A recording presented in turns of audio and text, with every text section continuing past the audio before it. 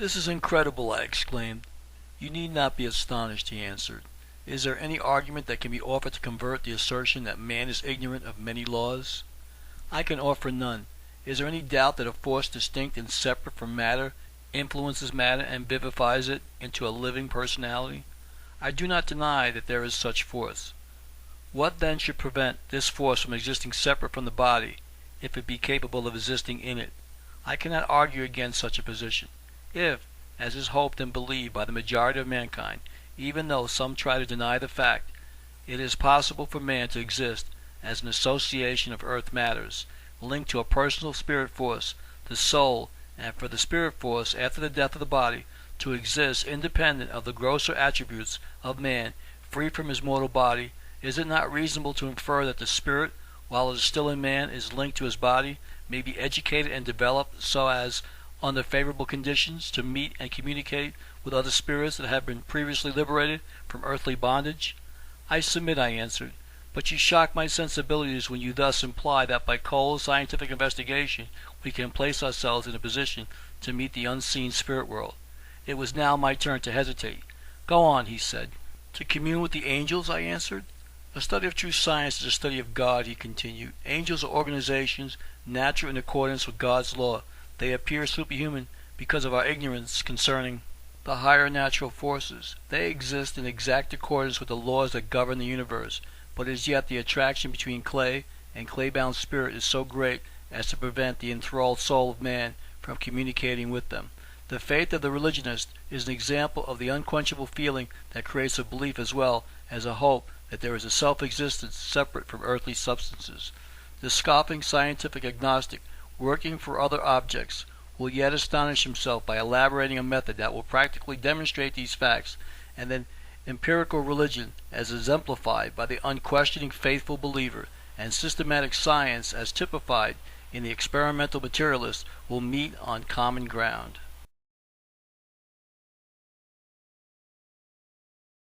During this conversation we had been rapidly walking, or should I better say advancing, for we no longer walked as men do, but skipped down into the earth, down, ever downward.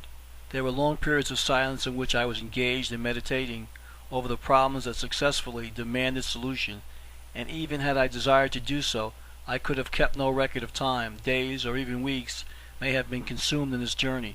Neither have I any method of judging of the rapidity of our motion. I was sensible of a marked decrease in the amount of muscular energy required to carry us onward, and I realized that my body was quite exempt from weariness. Motion became restful instead of exhausting, and it seemed to me that the ratio of the loss of weight, as shown by our free movements in proportion to the distance we traversed, was greater than formerly. The slightest exhibition of propelling force cast us rapidly forward. Instead of the laborious short step of upper earth, a single leap would carry us many yards. A slight spring, or with our bodies in space, we would skip several rods, alighting gently to move again as easily. I marveled, for although I had been led to anticipate something unusual, the practical evidence was wonderfully impressive, and I again questioned my guide. "We are now nearing what physicists would call the center of gravity," he replied, "and our weight is rapidly diminishing. This is in exact accordance with the laws that govern the force called gravitation, which, at the earth's surface, is apparently uniform, though no instrument known to man can demonstrate its exact variation within the field man occupies. Men have not, as yet, been in a position to estimate this change, although it is known that mountains attract objects, and that a change in weight as we descend into the earth is perceptible.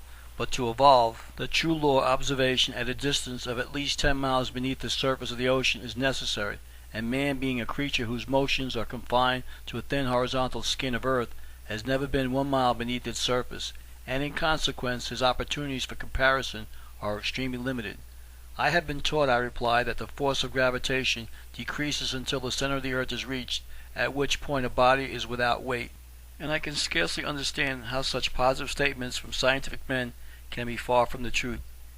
It is supposed by your surface men that the maximum of weight is to be found at 1/6 the distance beneath the surface of the earth, and therefrom decreases until at the center it is nothing at all, he replied. This hypothesis, though a stagger toward the right, is far from the truth, but as near as could be expected when we consider the data upon which men base their calculations. Were it not for the purpose of converting erroneous views, men would have little incentive to continue their investigations, and as has been the rule in science heretofore, the truth will, in time, appear in this case.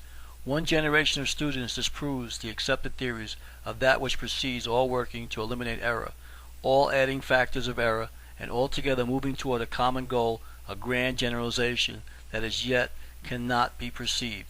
And still each series of workers is overlooking phenomena that, though obvious, as yet unperceived, but which will make evident to future scientists the mistakes of the present. As an example of the manner in which facts are thus overlooked, in your journey you have been impressed with certain surprising external conditions or surroundings, and yet are oblivious to conditions more remarkable in your own body. So it is with scientists. They overlook prominent facts that stare them boldly in the face, facts that are so conspicuous as to be invisible by reason of their own nearness. This statement I cannot disprove, and therefore must admit under protest. Where there is so much that appears mysterious, I have overlooked some things, but I can scarcely accept that in ignorance I have passed conditions in my own organization so marked as a decreasing gravity, which has so strikingly been called to my attention. You have, and to convince you, I need only say that you have nearly ceased to breathe and are unconscious of the fact. I stopped short in momentary alarm, and now that my mind was directed to the fact, I became aware that I did not desire to breathe, and that my chest had ceased to heave with the alternate inhalation and exhalation of former times. I closed my lips firmly, and for a long period there was no desire to breathe. Then a slight involuntary inhalation followed, and an exhalation, scarcely noticeable, succeeded by a great interval of inaction. I impulsively turned my face toward the passage we had trod. A feeling of alarm possessed me, an uncontrollable, inexpressible desire to flee from the mysterious earth being beside me, to return to men, and be an earth's surface man again, and I started backward through the chamber we had passed. The guide seized me by the hand. "Hold, hold," he cried. "Where would you go, fickle mortal?" "To the surface," I shouted, "to daylight again." "Unhand me, unearthly creature, abnormal being, man or devil. Have you not inveigled me far enough into occult realms that should be forever sealed from mankind? Have you not taken from me all that men love or cherish, and undone every tie of kith and kin? Have you not led me into paths that the imagination of the novelist dare not conjure, and into experiences that pen and human hand would not venture to describe as possible, until I now stand with my feet on the boundary line that borders vacancy and utter loss of weight, with a body nearly lost as a material substance, verging into nothing, and lastly with breath practically extinguished? I say and repeat, it is not that I should hesitate and pause in my reckless career." "It is not time," he answered. "When will that hour come?" I asked in desperation, and I trembled as he replied, "When the three great lights are closed."